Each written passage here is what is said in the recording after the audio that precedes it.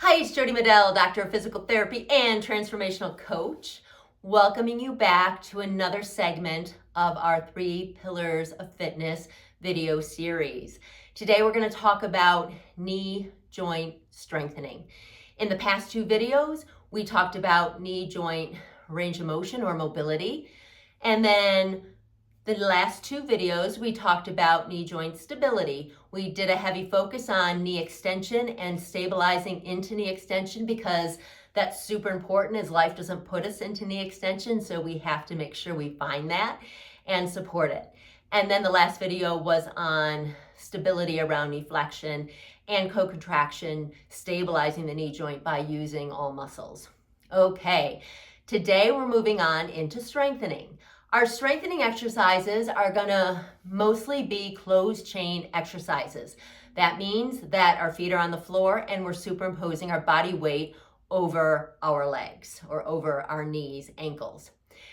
And when we do this, a couple things I want you to keep in mind are: 1, it's really important that as you bend your knees and superimpose your weight on your feet, you got to keep your knees between your toes and your heels. We really want to stay away from driving our knees beyond our toes, because when we do that, we increase the torque at our knee joint, which is really unhealthy for our menisci, the cushions in our knees, and ultimately not really safe for the health of our knee joint itself, especially when we're going through rehab, okay? So the other thing I want you to keep in mind is that whenever we're doing closed chain body weighted exercises, it's an imperative that we keep that line from sternum to pubic symphysis. And our pubic symphysis is the most anterior forward part of our pelvis.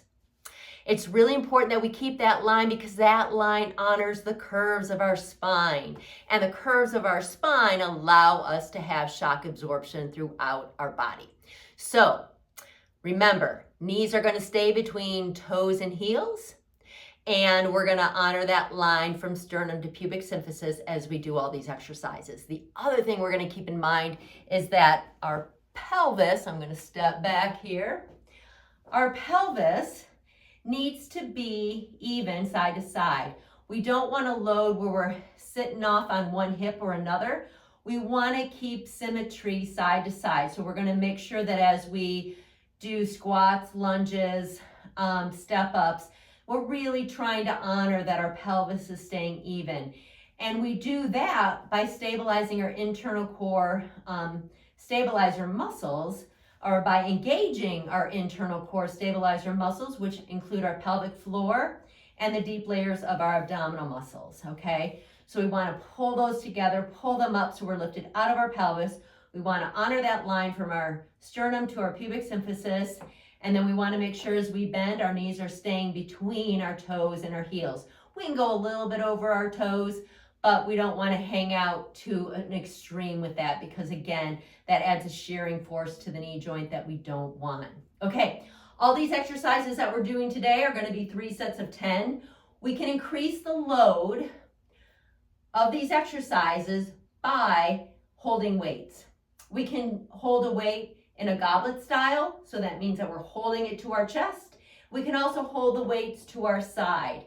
No matter what, it's really important that the weights are as close to the center of our body as possible. We do not want to have weights out here because that just increases the load for us and negates the effect of really trying to find that internal core stability while moving our body through space, okay?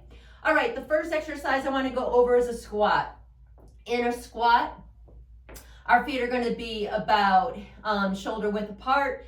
If you have long legs, you may want to go a little bit wider just because you need a place for your pelvic bowl to drop into, all right? The goal here is that we are grounded into the ground with our feet. We're going to keep our feet, again, shoulder width apart, maybe wider if needed. We're going to honor this line here.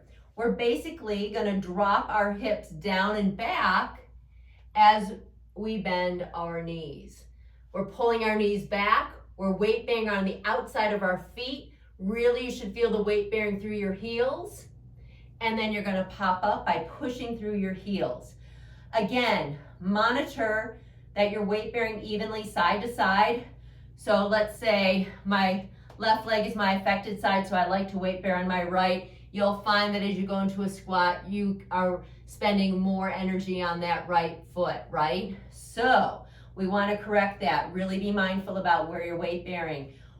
Weight bearing should be evenly divided between both feet. You should be weight bearing in your heels. You're letting your hips sink back first. As your hips sink back and go down, your knees are bending. You're going down, down, down as far as you can, keeping the evenness from side to side. Weight bearing through those heels, keeping that line from sternum to pubic symphysis, pushing through those heels and coming back up to full upright standing.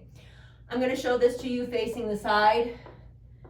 Okay, so again, shoulder width apart, maybe wider. You're sinking your hips down and back. The weight of your butt is making those knees bend. You're going down, down, down as far as you can. I'm weight bearing through my heels on the outside of my feet, evenly side to side. I'm pushing through my heels and popping back up into full extension. With every exercise we do in weight bearing, actually any exercise, very important that we have a very specific beginning and end point. Our body doesn't really learn if we're hovering and changing where our beginning and ends are. So very specific beginning, very specific end. You're going to repeat that 3 sets of 10, and you can increase the load by adding weight. So I'll show you a weight. Okay, I'm holding this weight to my chest. I'm holding it like a goblet. It's on my chest. And now I'm sinking down, keeping my weight bearing evenly and popping up. I'm going to do 3 in a row just so you can get a sense of rhythm. Down, up, down, up, down, up. Perfect. Okay, moving on. The next exercise I want to show you is a lunge. In a lunge, this is where we can get really tricky with our pelvis wanting to dive down. In a lunge, we should be making a chair, 90, 90, 90, okay? So 90 degrees from our trunk to the thigh, 90 degrees our thigh to the front of our lower leg, okay? So we're gonna we can step forward or step back. Easier to step back. I'm gonna demonstrate stepping forward, but you can start by stepping back and doing reverse lunges versus forward lunges. When we do a lunge, we're stepping down, we're lunging down. So again, we're 90, 90, 90. My trunk 90 to here, 90 from my thigh to my lower leg.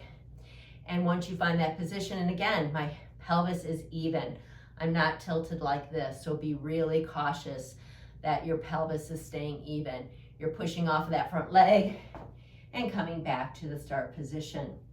If it's too hard to find that position, come back, find it on the other leg, come back, find it on that leg, come back, and alternate like that.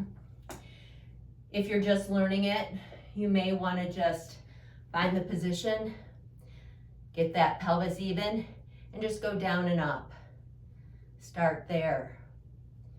The progression from that, once you get 3 sets of 10 of that comfortably, you're just going to do one side, down and back, so that you can really learn what that position is. When that becomes more solid, you can go down and then reverse. Okay, again, an imperative with this is that you're 90, 90, 90, pelvis even. I'm going to demonstrate a couple from the side so you can see it in action. Hopefully you can see me. All right, so see I'm 90, 90, 90, and coming back. All right. Whoa, I'm getting out of breath just showing you the exercises. Okay, so again, we're keeping that straight line here. We're honoring that our knees are being pulled back so they're hovering between the toes and the ankles. We're keeping everything symmetrical. We're not allowing the pelvis to be out on one side or another.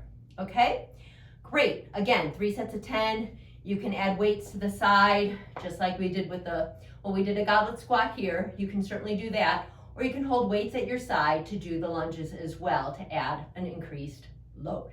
Okay, the next one I'm going to show you is a deadlift. The deadlift, we really do need to have weights. And again, increasing the load, you're increasing just the amount of weight you're using. Let me step back so you can see me. Feet, again, are about shoulder width apart, hip to shoulder width apart. They can be a little more narrow. Now, this is where we're utilizing the knee stability as we strengthen. So the knees are going to be held at about a soft 20-degree angle as we do this exercise. It's really about strengthening the glutes and hamstrings in this exercise, but the hamstrings are super important for helping the knee joint as they attach to both the hip to create hip extension and the knee to create knee flexion. So the knees are going to be about 20 degrees. We're holding them there. We're honoring our line from sternum to pubic symphysis.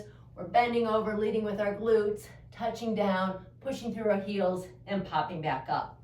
Touching those weights down to the side of our legs, the side of our feet, and popping up. But the knee joint doesn't change. The knee joint is going to stay at about a 20-degree soft angle of the knee as we do this. So it's down, up, down, up, down, up. Perfect. All right. One more exercise for the day. I'm going to move the camera yet again. Here we go. Now this one is the step up. And again, with the step up, just like the other exercises, you can add weights. You can add a goblet, holding it at your chest, or add 2 weights to the side of your body.